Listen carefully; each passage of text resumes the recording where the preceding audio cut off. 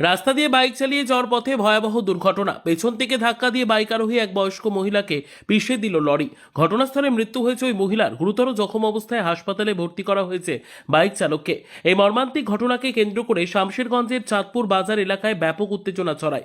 ক্ষোভে ফেটে পড়েন স্থানীয় বাসিন্দারা। পরিস্থিতি সামাল দিতে ঘটনাস্থলে পৌঁছয় শামশেরগঞ্জ থানার বিশাল পুলিশ বাহিনী। পুলিশ ও স্থানীয় সূত্রে জানা গেছে, রবিবার ডাকবাংলার দিক থেকে পাকুড়ের দিকে যাচ্ছিল একটি বাইকে ছিলেন প্রায় 50 বছর বয়সী এক মহিলা। চাঁদপুর অন্তর্দীপা বাজার সংলগ্ন এলাকায় পৌঁছানোর সময় পেছন দিক থেকে অত্যন্ত দ্রুত গতিতে আসা একটি লরি বাইকটিকে সজোরে ধাক্কা মারে। অভিযোগ, শুধু ধাক্কা দিয়েই থামেনি লরিটি, বাইক আরোহী মহিলাকে পিষে দেয়। ঘটনাস্থলে মৃত্যু হয় ওই মহিলার। দুর্ঘটনার পর স্থানীয় মানুষজন ছুটে এসে আহত বাইক চালককে উদ্ধার করে হাসপাতালে পাঠান। তবে লরি চালক দুর্ঘটনার পরপরই এলাকা ছেড়ে পালিয়ে যায় বলে অভিযোগ।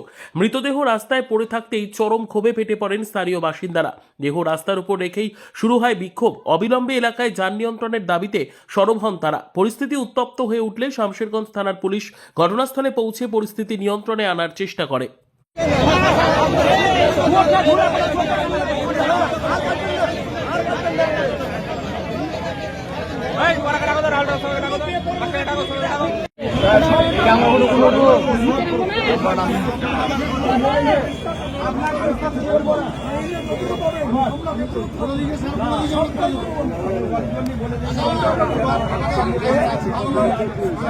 আমি দেখিনি, আওয়াজ পেয়ে পাশে বাড়ি আছে দেখে এসে দেখলাম যে অলরেডি স্পটেজ হয়ে গেছে। কিন্তু সমস্যা হচ্ছে যে এখানে গাড়ি প্রচন্ড স্পিডে চালায়।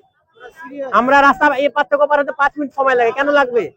এই হাইওয়ে এত স্পিডে চালায় যে কল্পনার বাহির। আমরা চেষ্টা করি যে আস্তে চালাক, শুনে না কথা বলা। বড় গাড়ি জোরে চালায়, টোটো তো গ্যাঞ্জাম আছে, সে সঙ্গে বড় গাড়ি জোরে চালায়। বড় গাড়ি জোরের কারণে আমরা পার হতে পারি না। আমরা চাই যে এর গাড়ি স্পিড কমানো হোক, সেই সঙ্গে জায়গায় জায়গায় বাম্পার দেওয়া হোক। বাম্পার না দিলে গাড়ি স্পিড কমানো সম্ভব নয়। এটা অনেকদিন সমস্যা। আমরা তো 1 বছর থেকে এরকমই দিচ্ছি। 1 বছর থেকে কন্টিনিউ এরকম খুব অসুবিধায় আছে। সমস্যা আগে থেকে 1 বছর থেকে গ্যাঞ্জাম দিচ্ছে না, পরিচয় পাইনি এরকম। তবে শুনলাম পাকুড় নারায়ণপুর বলে একটা জায়গা আছে, ওখানকার নাকি বাসিন্দা আছে। করতে বেশি যাই না। আপনার নাম? আমার নাম ছাড়েন না। এটা হচ্ছে অন্তর্দীপা হাট। এনারা স্বামী স্ত্রী ডাক্তার দেখাতে এসেছিল, এখানে অ্যাক্সিডেন্ট হয়ে যায়। অ্যাক্সিডেন্ট হয়ে মেয়েটা মারা যায়। আর লরি ছেলেটাও সিরিয়াস হয়ে আছে। ওর স্বামীটা মানে সিরিয়াস আছে, ওকে হসপিটালে নিয়ে যাওয়া হয়েছে। কোন দিক থেকে আসছিল ওরা? এই তো এখানেই তো দেখাচ্ছিল ডাক্তার দেখাচ্ছিল। ডাক্তার দেখাতে আসছিল বাড়ির পথে। বাড়ির পথে আসছিল, কিছুর সঙ্গে লেগেছিল? লরি। লরি? হ্যাঁ, লরি, বড় গাড়ি। অনেকক্ষণ ধরে বডি উঠাতে দিচ্ছিল।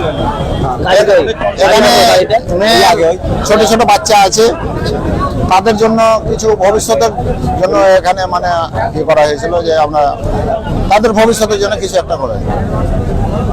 পুলিশ প্রশাসন থেকে আমাদের আশ্বাসন দেওয়া হলো যে হ্যাঁ, যতগুলো মানে সরকারি লাভ আছে এবং ইন্স্যুরেন্সের লাভ আছে সেগুলো আমরা দেওয়াবো। হ্যালো, এই বলে মানে লাস্টে তুলে দেওয়া হলো। হ্যালো, মেয়েটার বয়স কিরকম ছিল?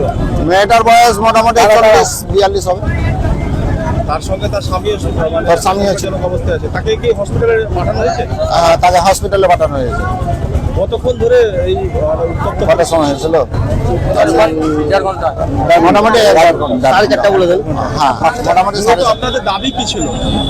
আমাদের দাবি বাচ্চাদের জন্য, ভবিষ্যতের জন্য। বাচ্চা, ছোট ছোট বাচ্চা আছে। পুলিশ কি জানিয়েছে?